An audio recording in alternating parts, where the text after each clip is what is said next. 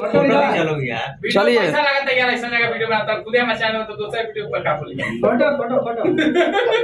चलिए जितना तो वीडियो देखा था तुम के लाइक करो, सब्सक्राइब करो, केबीपी के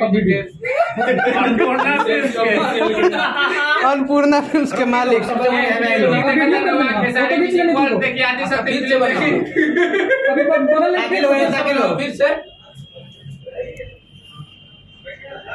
बाबा रोने के लोग चलिए प्रणाम नमस्कार। जितना लोग देखा था सबके प्रणाम भाई। देखिए आज गणपति बाबा हमारा ऑफिस में बड़े केबीपी एंटरटेनमेंट के ऑफिस में, और वो देखा था पवन चैनल ऑफिस है जी, लेकिन वो देखा था अन्नपूर्णा फिल्म के यूट्यूब चैनल है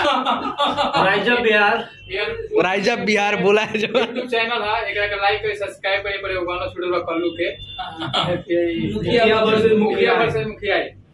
गणेश भगवान का आशीर्वाद हमनी के ऊपर बनल रहे, अब पूरा समाज हंसत खेलत रहे। जितना लोग वीडियो देखा सब लोग बहुत अच्छा लगा था। और बाबा की हमने क्या बन जे अपना गार्जियन अपन बड़ भाई, ऐसे ही आशीर्वाद प्यार आप सब बनेले रहे। हमने के बाबा के पवन धूम के भी इंटरटेनमेंट पे अपनी के हिट मशीन पे सबके आज एगो गाना छूटल बा अन्नपूर्णा फिल्म से, ओकरा के बहुत आशीर्वाद है। एक बार गाना छूटल बा तेरे मेरे दरमियान, तेरे मेरे दरमियान के दवा पूरा देश में गर्दा कर दिया है। 40 गो एफएम चैनल पर एक महीना तक कंटिन्यू बाजी गाड़ी बजाई 4 बजाई एकदम ने। और सबसे बड़ा चीज बा कि रील पे सबसे ज्यादा अभी वायरल चलत है गाना। आप सब ऐसे ही आशीर्वाद प्यार बनौले रहे जा सबसे। जय हो। प्रेम से बोली गणेश भगवान की जय।